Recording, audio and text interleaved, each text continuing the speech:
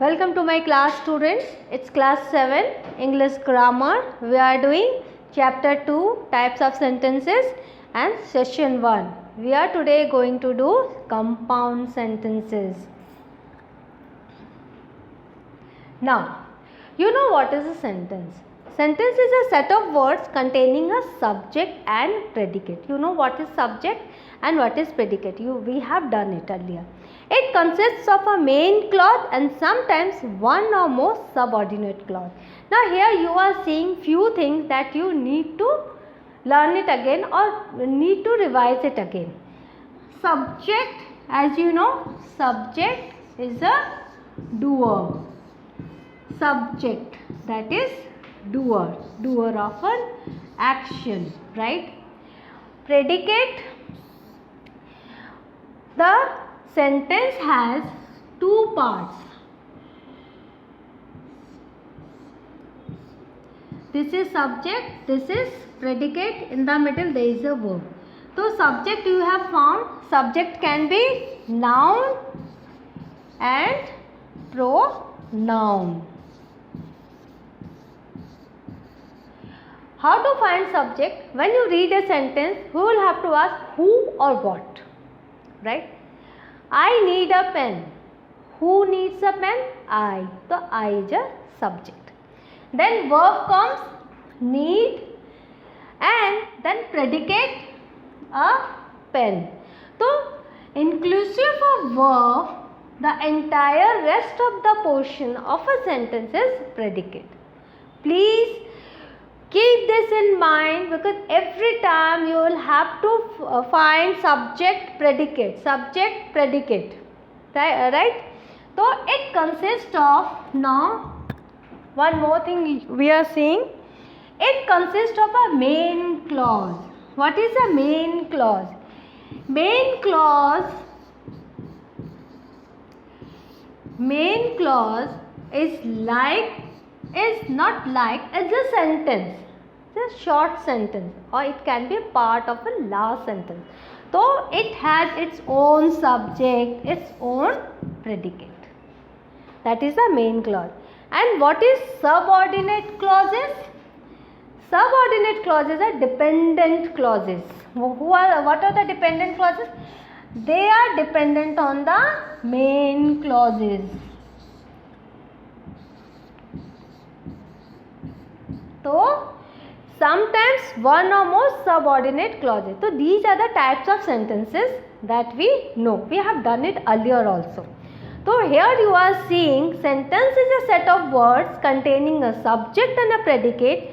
Main clause is a short sentence containing subject and predicate, and subordinate clause is a dependent clause. That it may miss subject and predicate, right? Move to the next slide.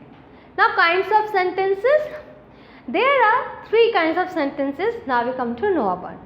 A simple sentence. What is a simple sentence? It consists of only one clause.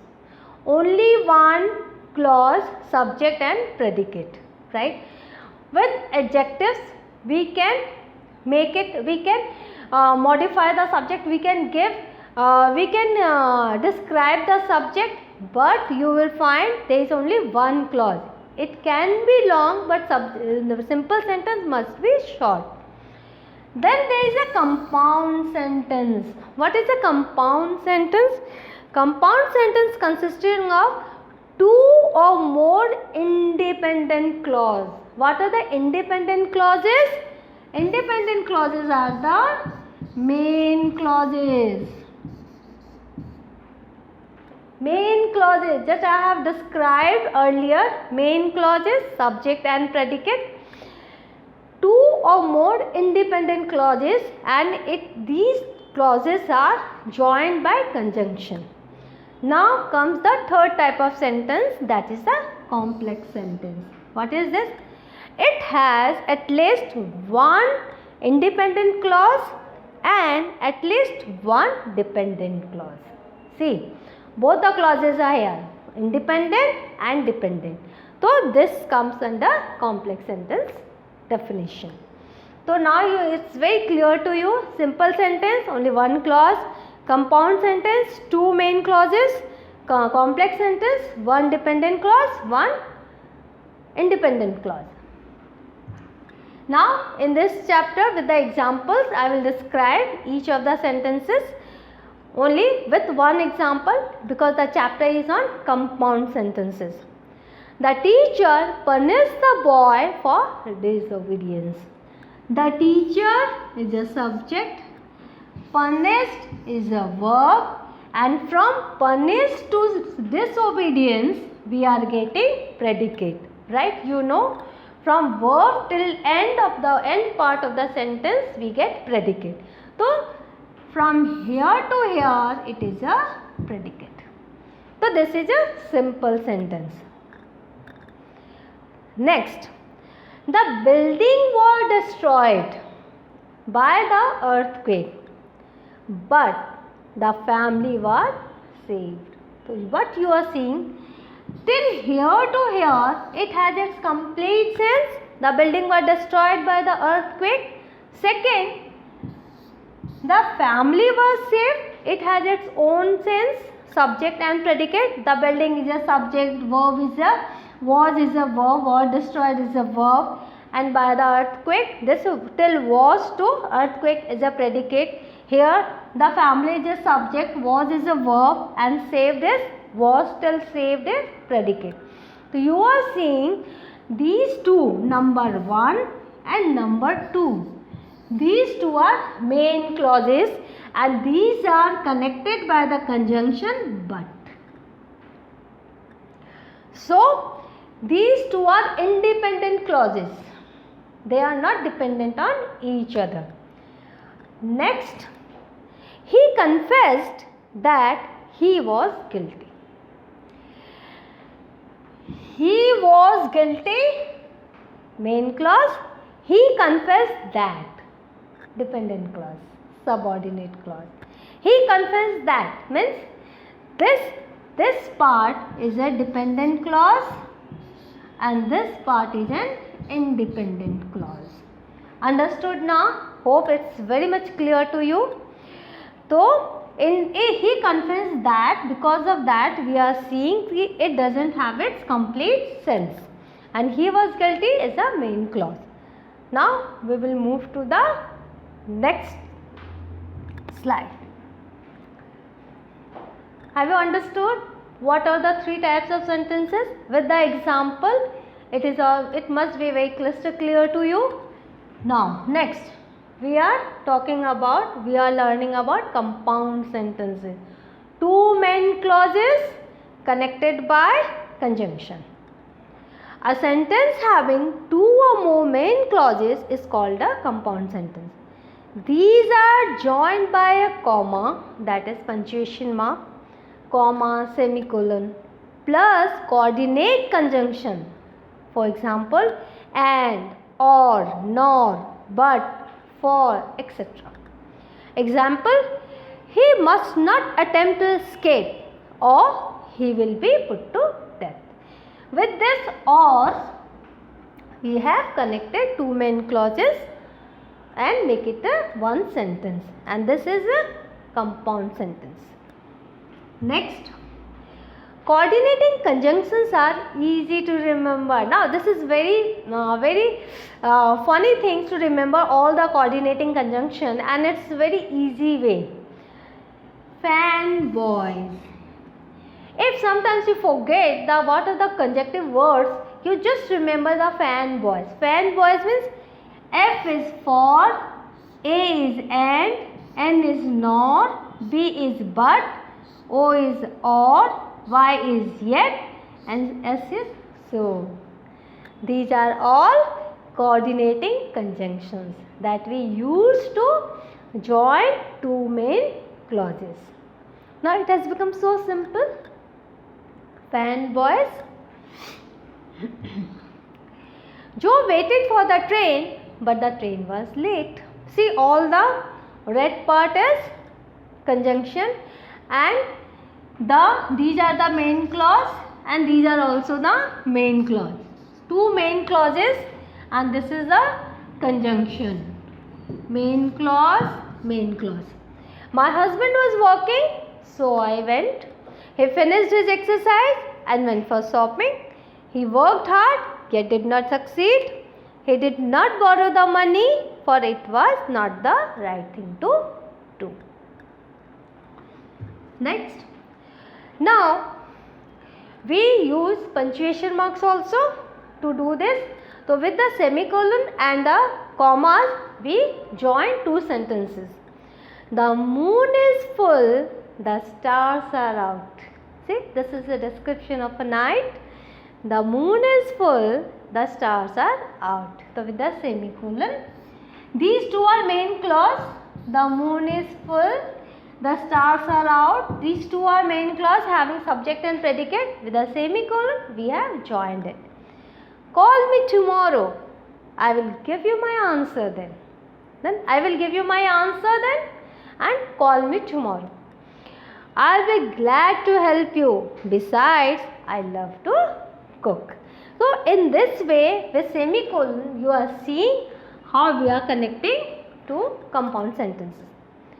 Sometimes relative pronoun or relative adverbs join the clauses. Not only semicolon, not only the coordinating conjunction. Sometimes relative pronoun and relative adverbs also join the clauses. For example, yesterday I met Mohan who gave me a letter for you. Now, Mohan who gave me a letter for you. Who gave me a letter? Here, who is for Mohan?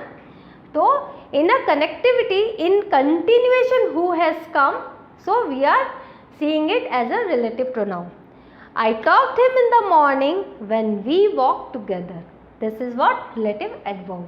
When we walk together. So, these conjunctions are used in a continuative sense. So, you are seeing there are other ways of joining two compound or two main clauses to make a compound sentence. These all things, once you start learning step by step, first you join two sentences, two main clauses with coordinating conjunction. Then you start joining them by semicolon, and slowly you learn to join it by relative pronoun, by relative adverb. So, this will come to you, this understanding will come to you when you will keep practicing. Once you keep practicing, your learning will be better and you will be master of this art. And all these things, if you learn perfectly, your writing, that means whatever you write by your own, will be wonderful piece of art. Next, compound sentences often appear in a contracted forms. It's not like a long way. See, sometimes it happens. Some called him a fool and some a knave. Now, here this is some called him a fool. We can write the next sentence, main clause, some called him a knave. But instead of writing again the same thing, we have contracted it and we have written some called him a fool and some a knave. It means the same. Either you or your brother will win the match. If you separate it, either you will win the match, your brother will win the match. So, with either and or, we have joined the two main clauses. Now, there are many famous compound sentences. Two I have written. You see how our writers, eminent writers, have used compound sentence for making their writing a very memorable thing. A man may die, nations may rise and fall, but an idea lives on. Who has said this? Kennedy has said this. See, with comma, we have added, and with this conjunction, we have added, a man may die, nations may rise and fall, but an idea lives on. You are seeing more clauses, three main clauses. 1, 2, 3. All these things are joined by comma and by but. Next, trust but verify. The trust, complete itself, finite verb, trust. Verify, you will have to verify. trust but verify. Who has told this? Ronald Reagan has told this. So in this way we are seeing compound sentences are very much in common use, and we can learn the art of joining the sentences, simple sentences, two or many main clauses by learning this art.